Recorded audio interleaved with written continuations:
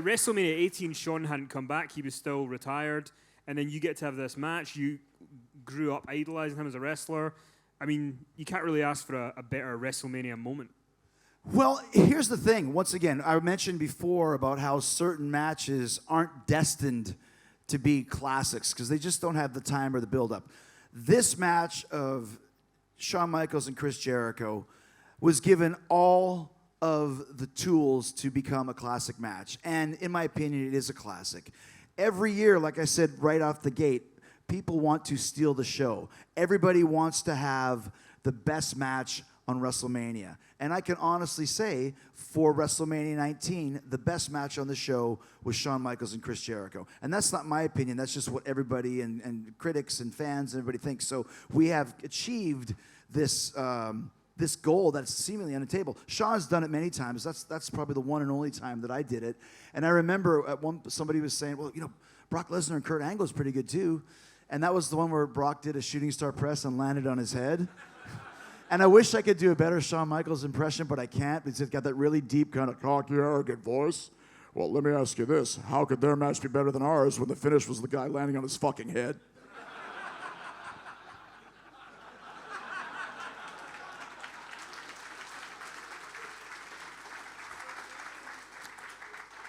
Doesn't count. So we had done this, it was another, you'll find this out quite a bit. There's a lot of years where certain matches are marked in for WrestleMania months before, and other guys are just kind of left floundering. Not floundering, but we're not sure what we're doing with you yet.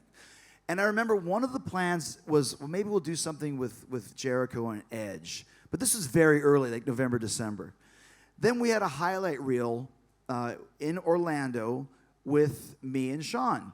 And it was basically just meant to be, I think, just kind of almost a throwaway, a feel-good segment where I call Shawn, you know, old or whatever. I think he was probably 40. You know, he was 39 at the time, maybe 40. And then he ends up by super kicking me in the face. And that's kind of the end, and Shawn dances, and, you know, we move on to the next week or whatever it is. And we did the segment, and I remember, like, it was really electric. Like, people were buzzing over this, just seeing us in the same ring together, whether you knew my history of Shawn Michaels or not, but there was something there. I remember when we came through the curtain to Gorilla, and Vince was sitting there, and he goes, "You smell that?" I said, "What?" He goes, "That smells like money." And then I started thinking, it does smell like money. Now, Shawn had had one match since he came back. He was not slated to do WrestleMania that year. He still didn't have his self-confidence yet. But when this angle was pitched to him, he said, if there's anybody I'm going to do it with, it's Chris Jericho. Now, for those of you that don't know, my three biggest inspirations as a wrestler were Owen Hart, Ricky Steamboat, and Shawn Michaels.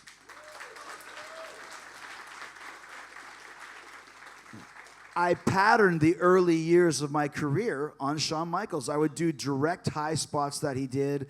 I would wear costumes just like the Rockers. I even convinced Lance Storm to wear Rockers costumes. Lance Storm is the opposite of a rocker. But still, it was tassels and, you know, the jumping and running and rock and roll and, you know, flip off the top and all the stuff that Shawn Michaels did.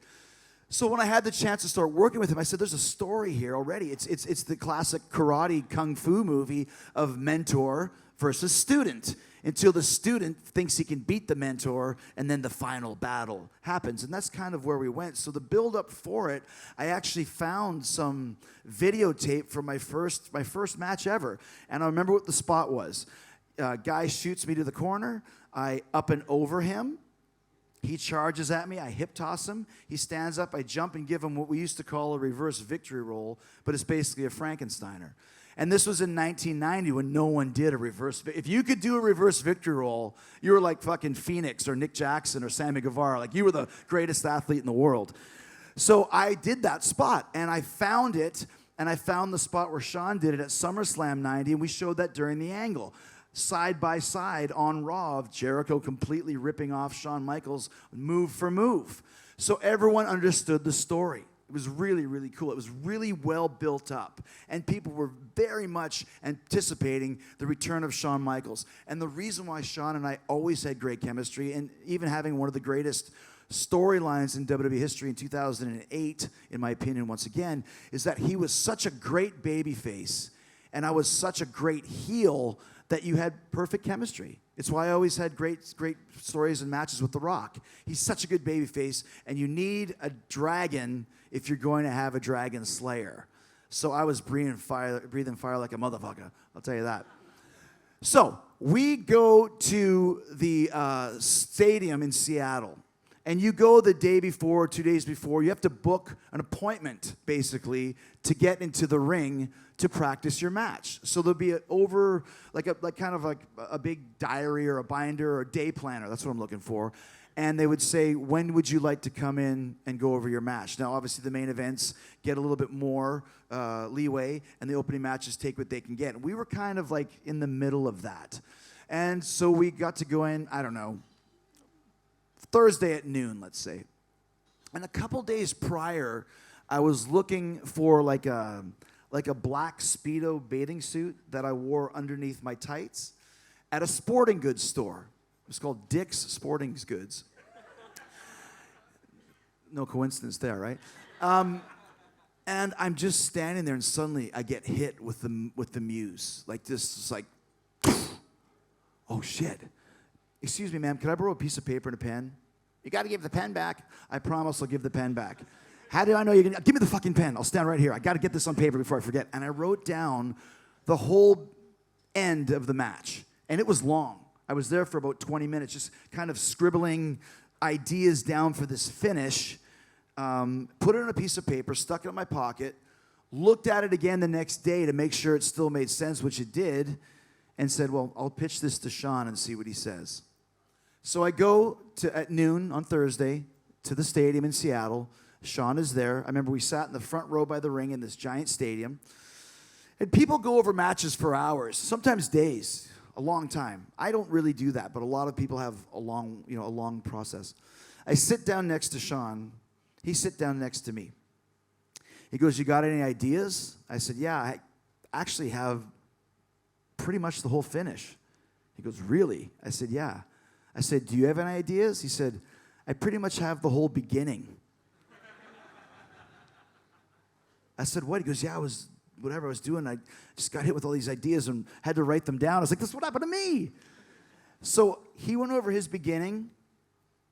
That's great. I went over my end. That's great. 10 minutes. See you on Sunday.